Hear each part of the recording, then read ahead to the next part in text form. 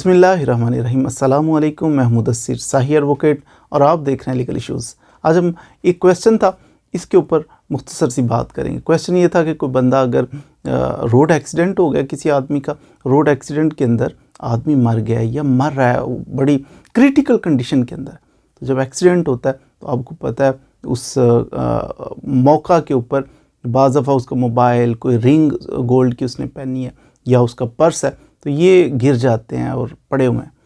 कोई भी उसकी मूवेबल प्रॉपर्टी है ना, उसके पैसे हैं, उसका कोई भी ऐसी चीज़ हो, मोबाइल फ़ोन हो सकता है, तो ये जो मूवेबल प्रॉपर्टी है उस शख्स की वो बिखरी पड़ी हुई है। इस हालत में अब वो अजनबी था, कहाँ से आया, कौन था, अब फ़ौरन उसके नेबर, उसके रिलेटिव तो उधर पहुँच नहीं जाएंगे। जो हजूम इकट्ठा होता है ना, जो लोग जमा होते हैं, वही कह रहे होते हैं वो देखो मोबाइल पड़ा हुआ है, वो मोबाइल पकड़ें जी इसका, जल्दी करें, वो मोबाइल है इसका, पकड़ें। कौन कह रहा है पकड़ें और कौन पकड़ रहा है, ये तो उस वक्त कुछ समझ नहीं आ रहा होता। वो पर्स देखें जी, वो पैसे उसके पड़े हुए हैं, वो भी पकड़ें। अच्छा, बड़े अपनी तरफ से ये कर रहे हैं, उसका भला कर रहे हैं, तो वो पैसे भी कोई पकड़ रहा होता है, कोई मोबाइल पकड़ रहा है, संभालें। अक्सर लोग इनमें से दयानतदार होते हैं, अच्छे लोग होते हैं, वो संभालने की नीयत से पकड़ रहे होते हैं कि पकड़ लेते हैं कहीं गायब ना हो जाए, गुम ना हो जाए। अब लेकिन इस सूरत में क्वेश्चन ये था कि अगर कोई बंदा यहाँ ये एक्सीडेंट में ज़ख्मी है या मर चुका है, इस शख्स की मर रहा है इतनी क्रिटिकल कंडीशन में, तो कोई उसकी चीज़ चुरा ले, खुर्द बुर्द कर ले उसकी चीज़ों को, जो उसकी मूवेबल प्रॉपर्टी है। तो रिंग इसने थोड़ी सी आगे पीछे कर ली, जना गायब कर गया, इसने मौके का फ़ायदा उठाया। ऐसे शख्स को भी क्या उसकी क्या सज़ा हो सकती है, उसके लिए क्या हुक्म है? तो इसके लिए हुक्म तो चोरी का है ऑफ कोर्स, कि ये शख्स अगरचे मर गया तो इसकी चीज़ भी इसने चुराई तो ये चोरी है। इस्लाम में पता चोरी का बहुत सख्त हुक्म है कि चोरी करने वाले का हाथ काट देने का हुक्म है। और क्यों इतनी सख्त सज़ा है कि हाथ ही काट दें उसका? उसने एक रिंग चुराई है, रिंग की प्राइस अगरचे कम होती है, उसका हाथ काट। ये इसलिए शदीद किस्म का इस्लाम ने कंडेम किया है इस चीज़ को कि जो चोरी करता है, इसलिए कंडेम किया है कि उसका हाथ काटा जाए, ताकि मुआशरे के अंदर किसी इंसान की जो प्रॉपर्टी है, जो उसकी अर्निंग है, तो वो महफूज रह सके। अब शुरू में कोई बंदा चोरी करता है ना, तो आदतें बिगड़ जाती हैं। अगर हम रिलैक्स कर दें कि चलें जनाब हम ऐसा करते हैं कि कोई बात नहीं, चोरी किया इसको छोड़ दें, ओए आइंदा ना करना, ऐसा भी बड़ी अच्छी सोच है, बड़ी पॉजिटिव सोच। लेकिन इसका रिज़ल्ट क्या निकलेगा? आज छोड़ दिया ना, तो कल को ये चोरी की बजाय डकैती करेगा। चोरी से आसानी से पैसा मिल जाता है। रिंग इसने चुरा ली उस मरने वाले की, तो ये बिक जाएगी 10-20 हज़ार की। 20 हज़ार रुपया अचानक उसको आ गया, उसने खाया, बड़ा मज़ा आया उसे, हराम में बड़ी उसने कंफर्ट फील की। अब ये क्या करेगा? ये कभी नहीं चाहेगा कि मैं जनाब कल ऐसा करता हूँ कि जाके मज़दूरी शुरू करता हूँ, मज़दूरी सारा दिन करके फिर 1000 रुपया मुझे मिले। ये कहेगा यार ऐसा ही कोई आसान सा काश मिल जाए। क्या करेगा? ये किसी से अगर चोरी नहीं कर सका तो ये छीनने की कोशिश करेगा। अगर छीनने में कामयाब ना हुआ, फिर ये उससे आगे बढ़ेगा।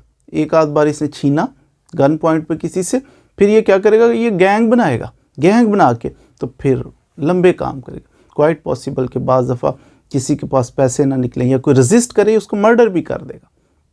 हम सोच रहे हैं कि उसका हाथ बच जाए, तो हाथ बचाते हुए हमने क्या किया? मुआशरे को तबाह कर दिया। हमारी जो अमन था सोसाइटी का, उस पे हमने कंप्रोमाइज़ कर लिया। रसूल खुदा सल्लल्लाहु अलैहि वसल्लम, जब याद है एक फ़ातिमा नामी ख़तून थी, तो बड़े कबीले से थी, तो चोरी का इल्ज़ाम हुआ, साबित हो गया, तो आपने फरमाया इसके हाथ काटे जाए। अब सारे खामोशी तारी थी।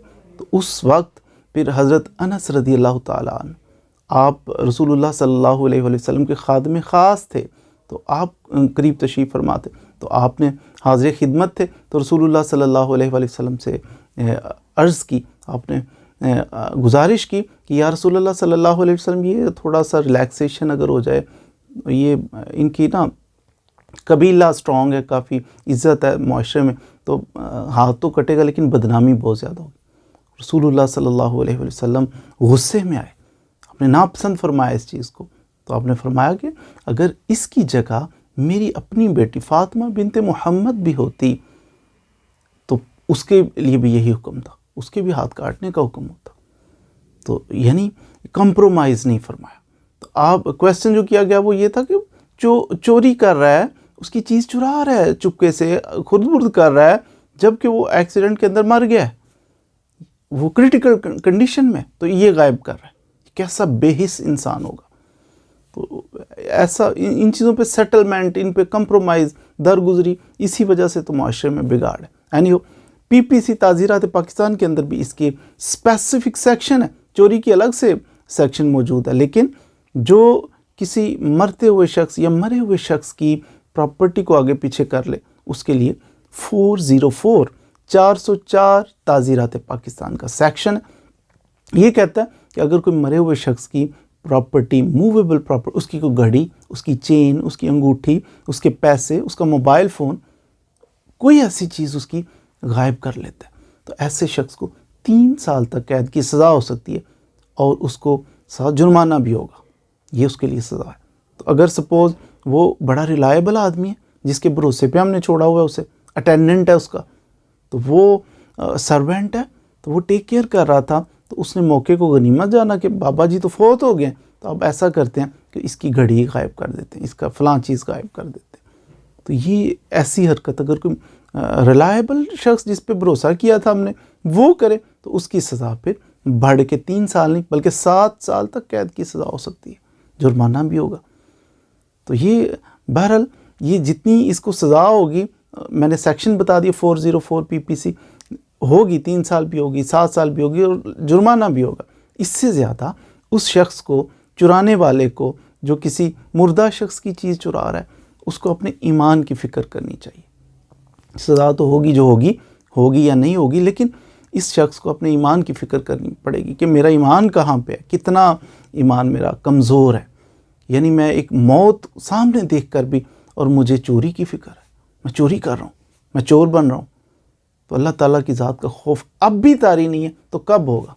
तो इस शख्स को उससे ज़्यादा, सज़ा से ज़्यादा डरना चाहिए अल्लाह ताला की ज़ात से कि मैं कैसा बेलगाम इंसान हो चुका हूँ। अल्लाह ताला हमारे हाल पर रहम फरमाए। मज़ीद वीडियोज़ के लिए हमारे साथ रहिए। Thank you very much.